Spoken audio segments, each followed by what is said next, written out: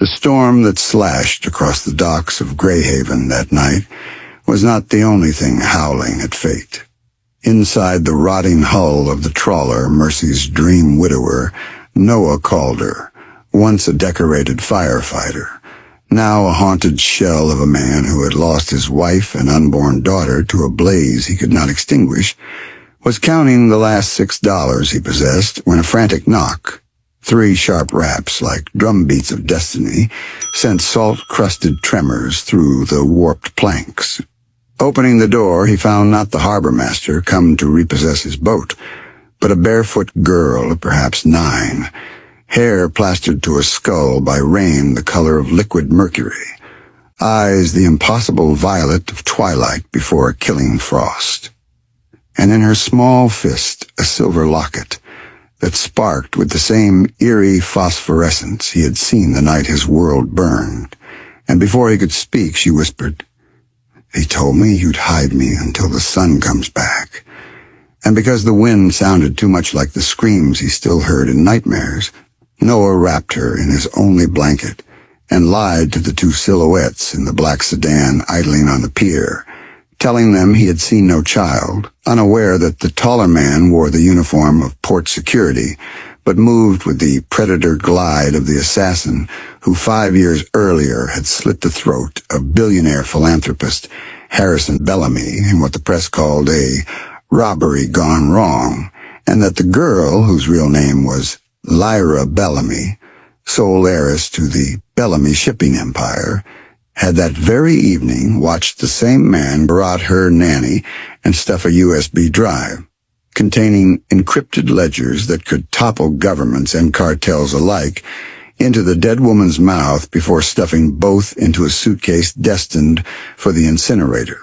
Lyra had escaped through a laundry chute with nothing but the locket her mother had sworn could call angels. And when Noah snapped it open at midnight to find the charred remnants of a photograph,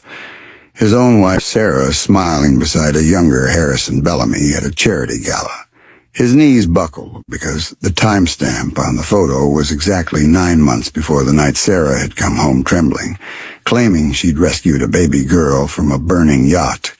and could never speak of it again. The pieces clicked with a violence that shook the boat harder than the gale. Lyra was the child Sarah had saved, smuggled away from a murderous conspiracy, and the locket held the GPS coordinates to a Swiss vault where Harrison had hidden evidence implicating the cabal that now hunted her. Noah's pulse hammered as the boat's radio crackled to life with a Coast Guard alert that the storm had shifted, cutting off the harbor until dawn,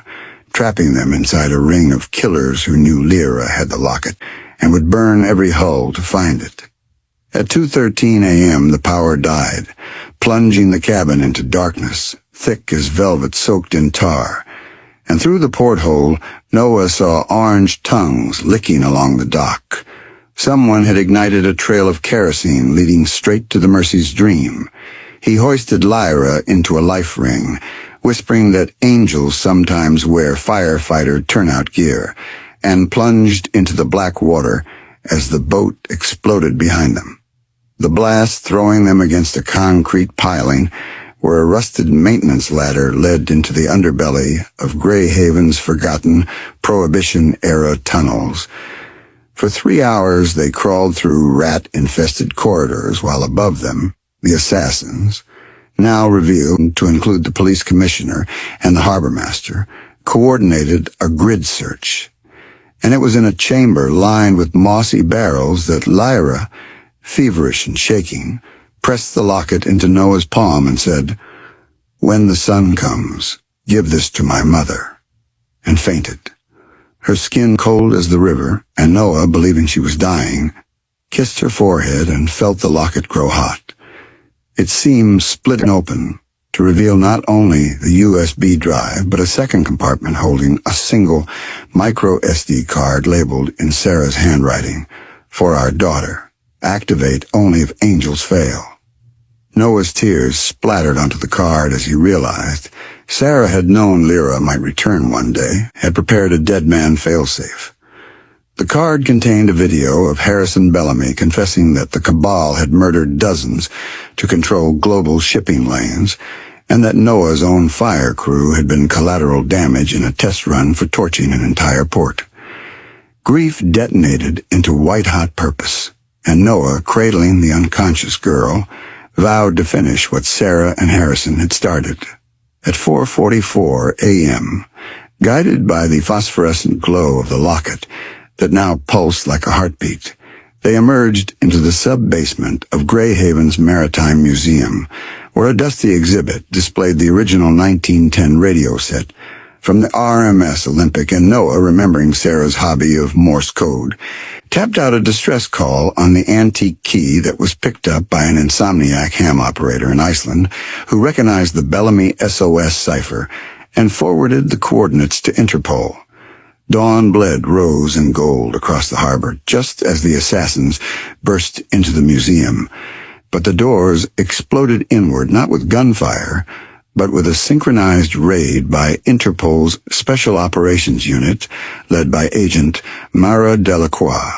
Sarah's younger sister, long presumed dead, who had spent 5 years infiltrating the cabal under deep cover and had received Noah's Morse transmission with the shock of resurrection. In the chaos, Lyra's eyes fluttered open,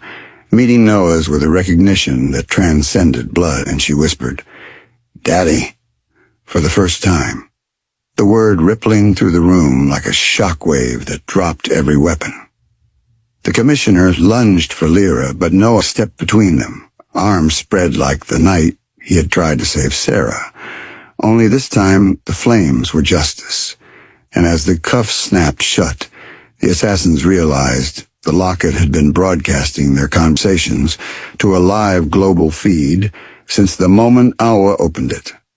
6 months later, on the steps of the renovated Mercy's Dream, now a floating memorial and youth crisis center funded by the Bellamy Foundation, Noah, legal father by unanimous court decision, stood with Lyra as Agent Delacroix unveiled a bronze plaque for Sarah Calder Bellamy, whose courage launched 1,000 lifeboats. And when the cameras clicked, Lyra raised Noah's weathered hand to her cheek